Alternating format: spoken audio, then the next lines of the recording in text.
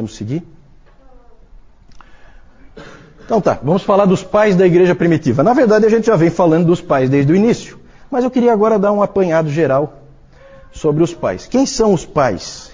Quem são os pais da igreja primitiva? Gente, são um grupo de homens formidável, mas os seus escritos para nós soam estranhos e distantes. Existe uma coleção, uma das coleções de escritos dos pais, ela tem 400 volumes e mais de 100 mil páginas. O Dr. David Calhoun fala que o professor dele, quando ele estudou no Princeton Seminary, o professor dele disse que era para eles irem para a biblioteca e ficarem parados na frente da coleção, que tem uma lá, com os 400 volumes, e aí ali eles se humilharem diante daquilo que estava ali na frente deles.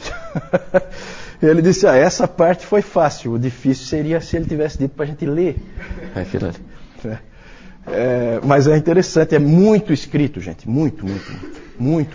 Realmente, Salomão tinha razão, não há limite para se fazer livros. E foi importante tudo isso que eles escreveram. Muito mais conhecida é uma outra coleção, que inclusive circula na internet, talvez algum de vocês já tenha a possibilidade de ter visto, porque isso aí tudo evidentemente é domínio público, com 38 volumes, bem mais modesta, né? 38 volumes, dividida em pais antinicenos ou pré-nicenos, nicenos e pós-nicenos. Então, os pais que vieram antes do Concílio de Niceia, os que pegaram aquela época do Concílio de Niceia e os que vieram depois do Concílio de Niceia. Eles são famosos, esses pais, mas eles são pouco conhecidos. Por que eles são pouco conhecidos? Primeiro porque eles são difíceis de ler. Eles são extremamente prolixos. O que a gente escreveria numa página, eles vão levar umas 6, 7. Depois os puritanos vão fazer isso de novo, né? Gostam de escrever.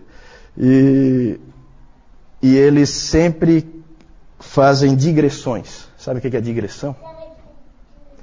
Digressão é quando eu começo a falar um assunto, eu faço muito isso, tá? Quando eu começo a falar um assunto, e daqui a pouco eu já estou falando um outro assunto e eu não concluí o primeiro. E aí eu vou para um terceiro assunto e eu não concluí nem o primeiro nem o segundo. Isso são digressões, e eles fazem essas digressões. Às vezes eles começam com um assunto, daqui a pouco eles já vão para outro. No Novo Testamento tem alguém que faz esse tipo de coisa, né? Um dos motivos que os estudiosos creem que o livro de Hebreus não foi escrito por Paulo, apesar de alguns acharem que foi escrito por Paulo, e ele foi colocado na Bíblia como um escrito de Paulo, né, pelo posicionamento.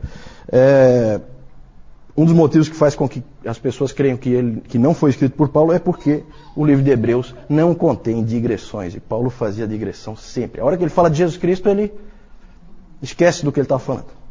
É impressionante. E o autor de Hebreus, não, o autor de Hebreus ele é preciso. Então não é uma característica tão ruim assim, mas realmente dificulta a leitura. Inclusive o professor Calhoun lá, ele recomenda ler o livro Cidade de Deus, do Agostinho, a principal obra de Agostinho, que alguém já disse que é um livro sobre tudo o que há. Né? Sobre o que fala esse livro? Sobre tudo. Tudo que você puder imaginar, esse livro fala. Estranho, né? Só lendo mesmo para a gente ter uma noção do que isso significa. Outra coisa, eles tinham um excesso de figuras e de simbolismo. Esses tempos eu li uma figura, um ensinamento do Clemente, acho que era o Clemente de Roma, e era interessante porque ele falava da construção de Deus. Então ele falava que cada um de nós é uma pedra e que Deus levanta através da estrutura do Evangelho, e que a roldana é Cristo. E, começa a ficar complicado, daqui a pouco a ilustração você já não entendeu mais nada. É tanta coisa, tudo tem uma ilustração, você já não entende mais nada. E realmente fica difícil de entender. Então eles são um pouco difíceis de ler, bastante difíceis de ler, uns mais, outros menos, mas são pessoas que foram fundamentais para a história da igreja. Quem são eles então? Eles são os líderes da igreja depois dos apóstolos. Podemos dizer que talvez o primeiro seja Clemente de Roma, que escreveu no ano 96, ainda no primeiro século ele escreveu a carta aos Coríntios, primeira de Clemente aos Coríntios. Talvez ele seja o primeiro dos pais. E aí tem vários pais ali. Onde será que termina? Alguns dizem que termina com Agostinho, no século V. Alguns levam para muito mais longe, dizem que Bernardo de Claraval, ou de Clairvaux, é o último pai. Para a Igreja Oriental, a Igreja Ortodoxa, a era dos pais ainda não acabou. É engraçado que o Dr. Kaufmann, ele fala de um patriarca, acho que de Constantinopla, que estava lá no seminário. E aí perguntaram para ele, quando é que terminou a era dos pais? Aí ele falou assim, como assim terminou? Eu estou vivo? Então, para a Igreja Oriental não terminou ainda, né? Eles continuam usando a figura dos patriarcas. Eram homens de várias regiões e etnias, sempre daquela em volta ali do mar Mediterrâneo, que geralmente escreviam em grego,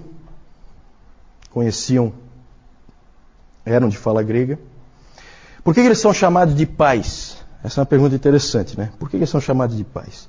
Não porque eles fossem perfeitos, ou porque, muito pelo contrário, eles não tinham nada de perfeitos. Mas eles eram ouvidos e respeitados por toda a igreja.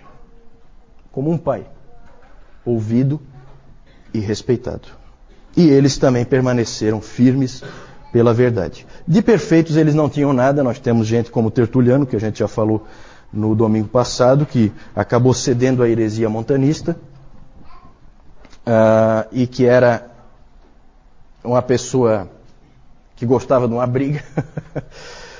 Nós temos o Jerônimo. Jerônimo era um indivíduo insuportável. Ninguém gostava de Jerônimo.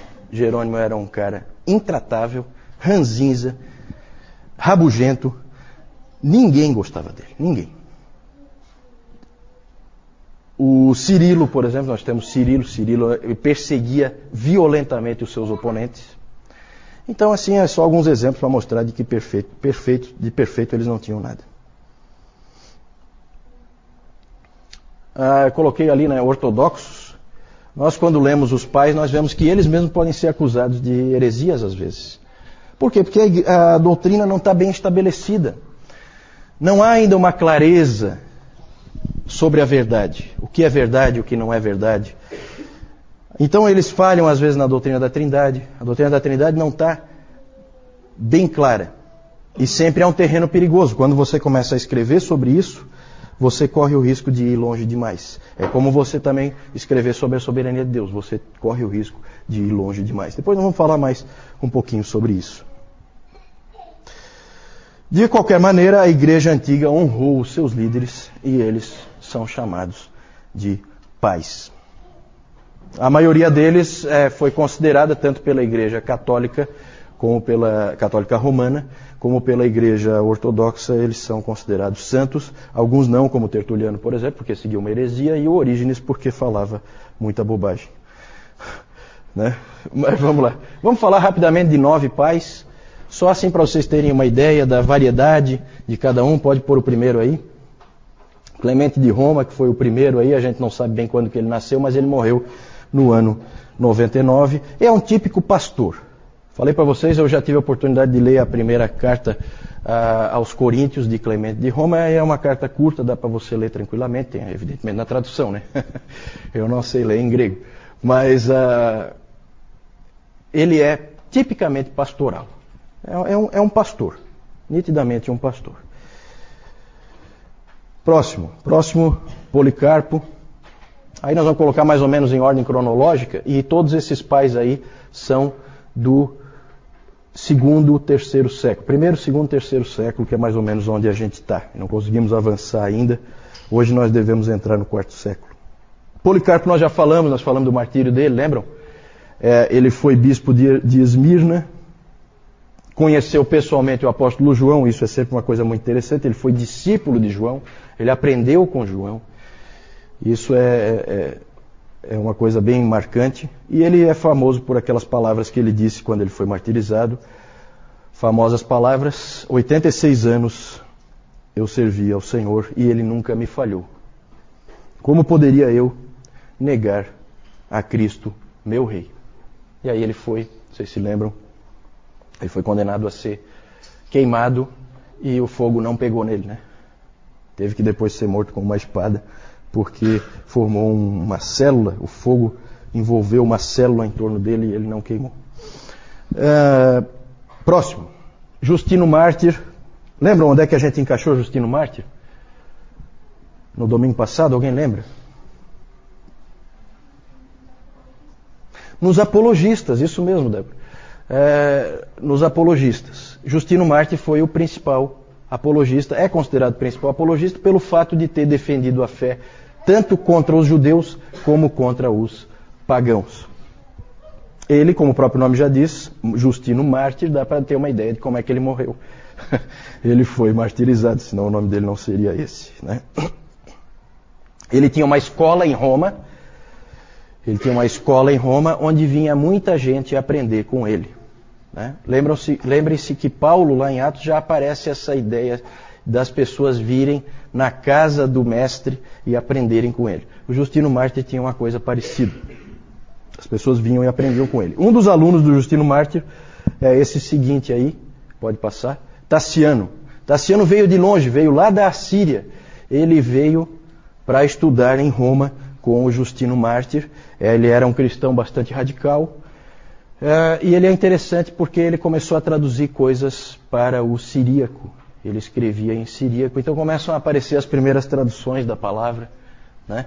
Ele começa a traduzir para o siríaco porque ele foi para Roma, aprendeu com o Justino Mártir, depois voltou lá para a Síria. A Síria é um país que fica ali vizinho de Israel, né? Então logo assim a leste de Israel fica a Síria.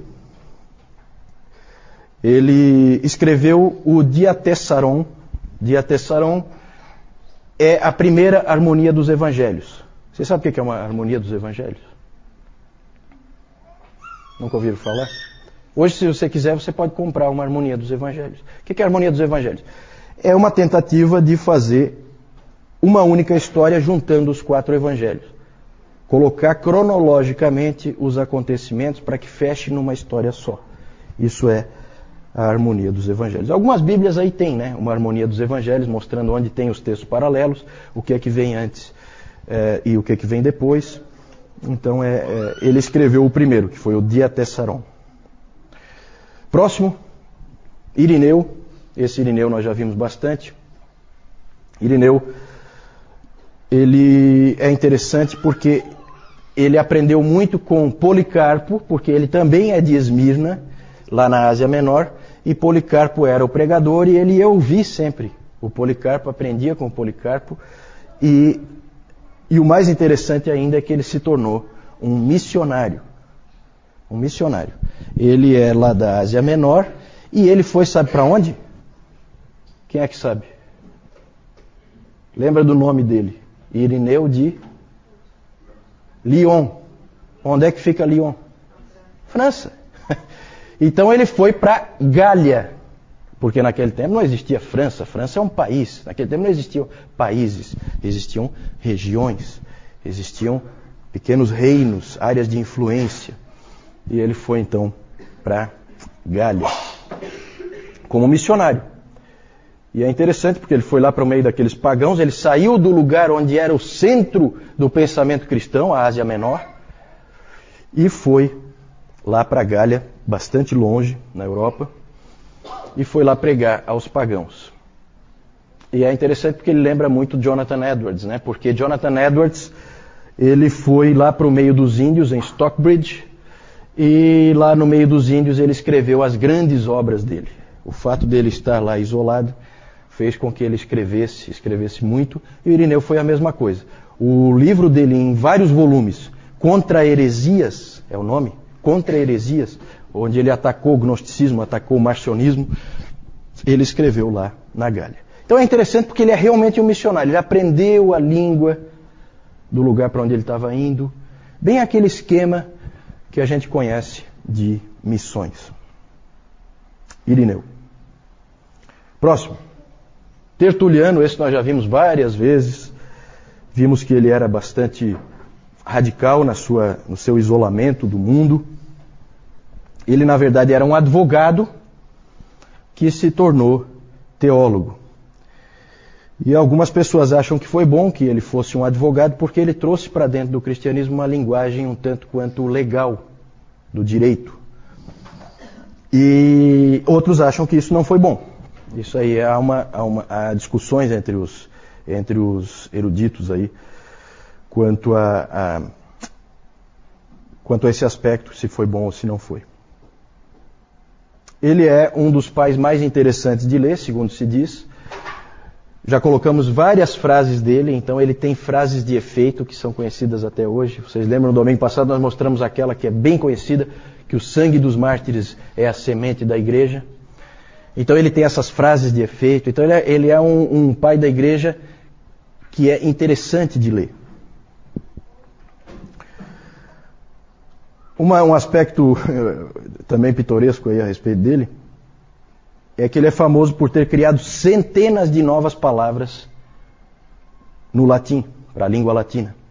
Criou centenas de novas palavras. 509 substantivos, 284 adjetivos e 161 verbos novos.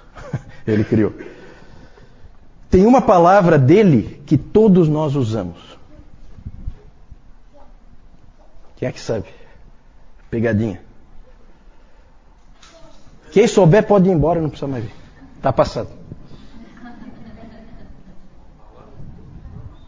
Está passado. Criação dele.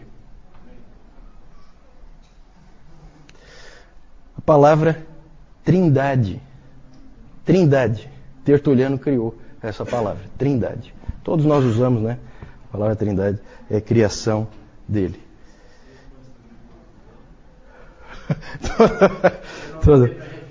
Todo mundo. Não, é rápido, é jogo rápido. Não. Vou dar o dia inteiro para tu ir pesquisar na internet. Não. Tem que saber. Se não sabe, não sabe. É. Próximo. Clemente de Alexandria, já falamos dele também. Lembram que ele era vinculado a uma escola lá em Alexandria, famosa escola cristã, um tipo de um seminário. Ele foi aluno do Pantenos. Alguém lembra do Pantenos? Quem foi o Pantenos? Foi um professor dessa escola de Alexandria que ele foi para onde? Falei no domingo passado. Difícil de lembrar esses detalhes, né? Foi para a Índia, exatamente. Foi lá consolidar o trabalho do apóstolo Tomé. Foi missionário também. Então, e o Clemente tinha sido aluno dele. E o Clemente, todo esse pessoal de Alexandria gostava muito do conhecimento, inclusive do conhecimento pagão, dos filósofos, né? Aristóteles, Platão, todos esses grandes filósofos gregos. E o Clemente, vocês lembram que nós tratamos dele quando nós falamos dos apologistas, da questão também da tensão do cristianismo e da cultura. Nós vimos que Tertuliano exemplificava um tipo de postura e o Clemente exemplificava um outro tipo de postura, que é de receber essas coisas, claro, sob o Evangelho, nunca em mesmo grau de importância, mas usufruir delas. E o Clemente, o Calhoun diz que o Clemente provavelmente é um pai da igreja que todos nós gostaríamos dele, porque ele é realmente um tipo assim amigo, um tipo pai, uma pessoa agradável. Conhecia muito, extremamente inteligente e foi professor também dessa escola em Alexandria. E agora nós vamos falar do sucessor dele, que é talvez mais genial que ele, mas que pisava na bola às vezes, que é o Orígenes. Orígenes é o sucessor de Clemente. Vejam que ele é mais novo, 35 anos do que o Clemente, e ele sucedeu o Clemente, então, na escola de Alexandria. Começou a escrever no ano 215 e escreveu livros sobre tudo que você puder imaginar. Ele escreveu livros apologéticos, ele escreveu comentário da Bíblia inteira, naquela época, e escreveu exposições bíblicas, e escreveu, interessante, o que se considera a primeira teologia sistemática. Ele é o primeiro a escrever uma teologia sistemática que é o livro dele sobre os princípios fundamentais. Todos têm sentimentos duvidosos em relação a Orígenes. Não existe santo Orígenes, tá? Por quê? Porque o que se diz a respeito de Orígenes é o seguinte: quando ele é bom, ele é muito bom. Mas quando ele é ruim, ele é muito ruim. Então essa é a frase-chave a respeito do Orígenes. Orígenes trouxe muitas coisas boas para a igreja, mas também trouxe umas doutrinas estranhas que ninguém engoliu. Alguém abre a Bíblia aí, por favor? O João disse que isso é um curso onde não se abre a Bíblia. Então, não falei, né? Então vamos abrir a Bíblia aí, em Atos 3:21. Aí vocês vão ver o tipo de coisa que começava a aparecer. Vamos ver uma das vezes em que Orígenes foi muito ruim. Atos 3:21. Alguém achou aí? Sam, lê para nós. É necessário que ele permaneça no céu até que chegue o tempo em que Deus restaurar todas as coisas, como falou há muito tempo, por meio de seus santos profetas. Obrigado. Até que chegue o tempo em que Deus restaurará todas as coisas. Pronto. Aí o Orígenes. O que significa isso? Significa que todo mundo vai ser salvo. Então ele acabou vindo com uma doutrina universalista. No final todos vão ser salvos, até o diabo. Só que como ele... Olha onde é que o Orígenes vai. Só que porque ele vai restaurar todas as coisas. Todas as coisas, inclui o diabo. Então até o diabo vai ser salvo. E aí, olha como é que vai a elucubração, né? Muita imaginação esse rapaz. Aí, como todos têm livre-arbítrio, então tudo pode começar outra vez. Aí Satanás cai de novo, aquela coisa toda, né? Então, é só um exemplo para vocês verem que quando ele é ruim, ele é muito ruim. Né? E evidentemente que ninguém engoliu isso aí, graças a Deus. Porque se alguém tivesse engolido... Mas ele não é sempre tão ruim não, tá? Tem que saber separar aí o joio do trigo. Vamos falar do último aí, desses 9 que nós estamos vendo. Eles são muitos, tá? Os pais da igreja. Nós estamos pegando alguns exemplos aí, numa certa ordem cronológica. Cipriano. Esse Cipriano foi bispo de Cartago. Ele é importante porque ele tentou definir o que a verdadeira igreja é. Ele falou muito sobre a igreja. Tem uma frase famosa dele em que ele diz que ninguém tem a Deus como pai se não tiver a igreja como mãe. Né? Essa frase pode ser interpretada de várias maneiras, tá? Essa frase foi citada, essa é uma das frases mais citadas. Até Calvino citou essa frase, tá? Só que cada um cita com uma coisa diferente em vista. Pode passar então, rapidamente aí. Esse Cipriano, ele acabou estando no meio de uma controvérsia que nós vamos falar mais adiante, a controvérsia donatista. Como nós devemos encarar os pais, gente? A Igreja Católica, pode passar aí, a Igreja Católica Romana, e eu já falei no domingo passado que eu não vou usar essa abreviação Igreja Católica, porque a Igreja Católica significa Igreja Universal, e nós vimos que a Igreja Universal é a Igreja invisível. Então eu sempre vou falar não do catolicismo, mas do romanismo.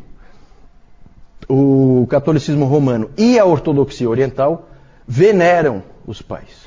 Tem eles como santos, certo?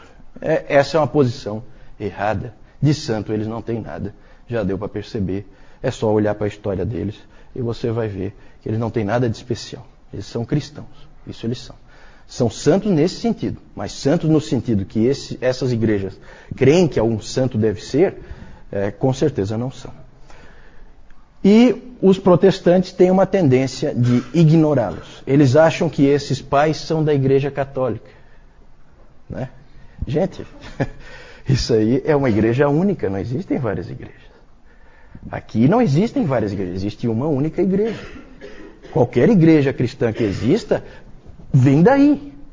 Aqui é a origem comum. Depois vai ter bifurcações. Ainda não. Ainda não. Então, os protestantes têm uma tendência de ignorá-los.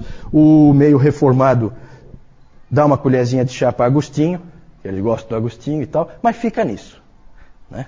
É só o Agostinho e olha lá. Quem não é do meio reformado, ignora praticamente todos eles, e essas igrejas mais modernas aí nem sabem que houve alguma história da igreja, né? Normalmente.